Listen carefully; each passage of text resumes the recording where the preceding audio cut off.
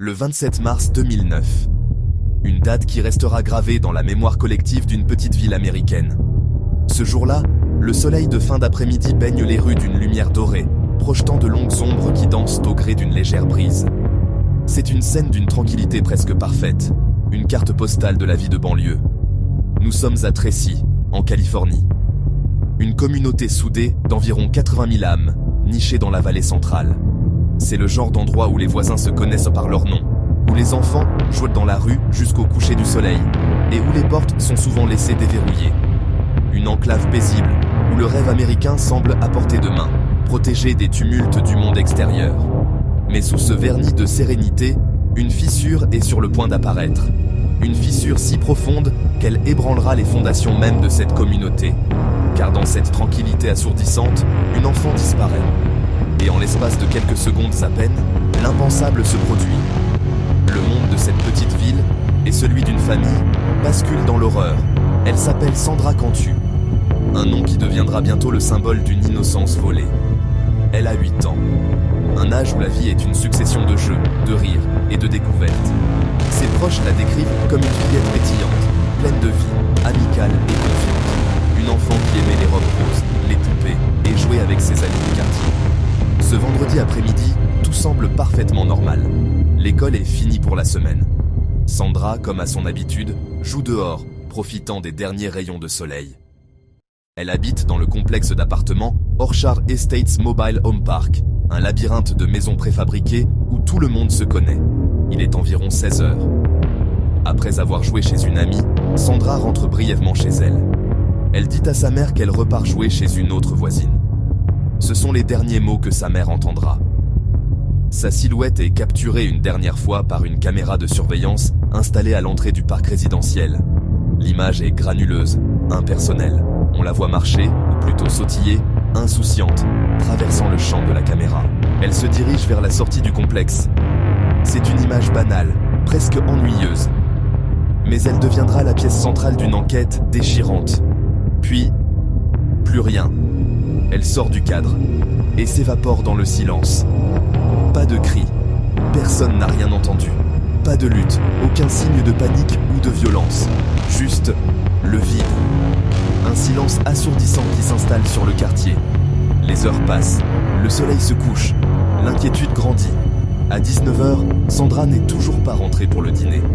Ce n'est pas dans ses habitudes. La panique s'empare de sa famille. Sa mère, désemparée, compose le numéro de la police. Un appel qui marque le début officiel de la fin de l'innocence pour la ville de Tracy. Très vite, la réponse est massive. La police de Tracy, consciente de la gravité de la situation, ne perd pas une minute. Un poste de commandement est établi. L'alerte se propage comme une traînée de poudre. Toute la ville se mobilise. Des voisins, des amis, de parfaits inconnus. Tous convergent vers le parc résidentiel, animés par un seul et même espoir. Retrouver Sandra saine et sauve. Des centaines de personnes cherchent. Armés de lampes de poche, ils quadrillent les rues, les parcs, les terrains vagues. Ils crient son nom dans la nuit, espérant une réponse qui ne vient pas. Les médias nationaux arrivent, et le visage souriant de Sandra s'affiche sur tous les écrans du pays. Mais Sandra reste introuvable. Chaque recoin exploré, chaque porte frappée, ne mène qu'à une impasse. L'espoir initial commence à s'effriter, remplacé par une angoisse grandissante. Pendant que les volontaires arpentent le terrain, les enquêteurs se concentrent sur la seule piste tangible dont ils disposent, les images de la caméra de surveillance. Ils les visionnent en boucle, seconde par seconde. Et c'est là qu'un détail étrange, presque imperceptible, apparaît. Un détail qui va réorienter toute l'enquête. Sandra ne semble pas avoir peur. Son allure est détendue, presque joyeuse. Elle ne fuit personne. Au contraire, elle semble se diriger délibérément vers quelqu'un ou quelque chose. Comme si elle allait retrouver une personne qu'elle connaissait. Une personne de confiance. L'hypothèse d'un enlèvement par un inconnu s'affaiblit. Le monstre n'est peut-être pas un étranger rôdant dans l'ombre. Les enquêteurs commencent alors à interroger le voisinage, un par un, et une silhouette se dessine. Une femme, une voisine qui habite dans le même complexe. Son nom, Melissa Huckabee. C'est une voisine. Âgée de 28 ans, elle vit avec sa fille de 5 ans et ses grands-parents, qui sont pasteurs d'une église locale. Elle est enseignante remplaçante dans une école du dimanche. Une figure respectée, connue pour sa piété et son implication dans la communauté. Sur le papier, elle est au-dessus de tout soupçon. Elle participe même activement aux recherches, se montrant éplorée et coopérative. Mais rapidement, lors de ses entretiens avec la police, quelque chose ne va pas. Son récit comporte des failles. Elle ment. Elle prétend avoir perdu une valise identique à celle que la mère de Sandra a décrite comme ayant été volée dans sa propre maison ce jour-là. Une coïncidence troublante. Elle change de version. Son emploi du temps pour l'après-midi de la disparition est flou, contradictoire. Elle semble nerveuse. Ses réponses sont évasives. Les enquêteurs sentent que son histoire ne tient pas debout. Et surtout, un détail crucial attire l'attention des policiers. Elle a accès à un lieu clé, l'église de ses grands-parents. Un endroit où Sandra aurait pu être emmenée discrètement, loin des regards. Un lieu qui, au lieu d'être un sanctuaire, pourrait être devenu une scène de crime. Les jours passent. L'espoir s'amenuise, remplacé par une attente insoutenable. 10 jours s'écoulent. 10 jours de recherche infructueuse, de prières et de larmes. La photo de Sandra est partout, mais la fillette, elle, reste un fantôme. Le 6 avril 2009, à une quinzaine de kilomètres de Tracy, des ouvriers agricoles effectuent des travaux d'irrigation. Ils drainent un étang. C'est alors qu'ils font une découverte macabre. Une valise noire, lourde, à moitié submergée dans la boue. La même valise que Melissa Huckaby avait prétendu avoir perdue.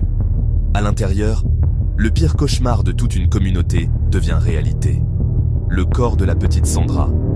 L'Amérique est sous le choc. La nouvelle se répand, brisant les derniers espoirs. La tristesse se mue en colère. Comment une telle chose a-t-elle pu arriver? Et surtout, qui a pu commettre un acte aussi monstrueux? L'autopsie révèle des détails glaçants. Sandra a été droguée avec un anxiolytique, puis étouffée. Elle a été retenue captive avant d'être tuée.